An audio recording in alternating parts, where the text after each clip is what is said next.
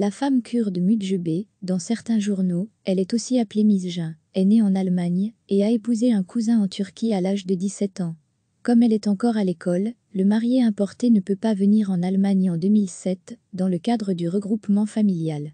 On vit toujours en Turquie. Alors que Müjde affirme clairement qu'elle a été forcée à se marier, il commence à la menacer par SMS. Quand Müjde a 18 ans, elle dépose une plainte pénale en août 2008. Elle témoigne que son mari tente de la forcer à partir en Turquie. Il est inscrit dans le système des personnes recherchées afin de déterminer où il se trouve.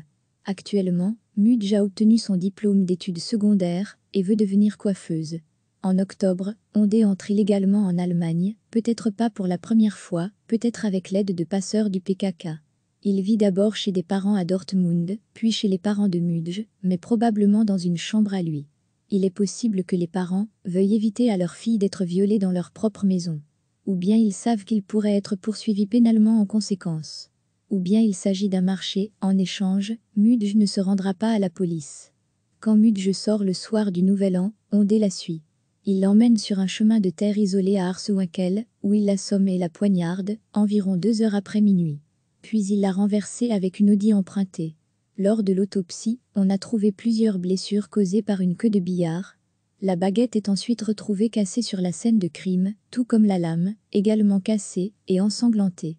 Depuis la scène de crime, l'auteur du crime appelle la police. Müjde a été enterré le 5 janvier 2008 à Gütersloh. Il a été dit plus tard que les deux étaient mariés selon la loi turque, mais pas selon la loi allemande. En juillet 2009, le procès s'est ouvert au tribunal de district de Bielefeld. Ondé a avoué le crime et a exigé que l'autopsie examine la date du dernier rapport sexuel de sa femme. En août, Ondé est condamné à la prison à vie. En janvier 2011, il est annoncé qu'il veut être transféré en Turquie. Jusqu'à présent, le ministère public s'y oppose. Il y aurait purgé à peine 15 ans de prison. Merci d'avoir regardé cette vidéo et de nous aider à construire une grande base de données d'histoire sur les crimes d'honneur. Veuillez vous abonner à notre chaîne Crimes d'honneur sur YouTube.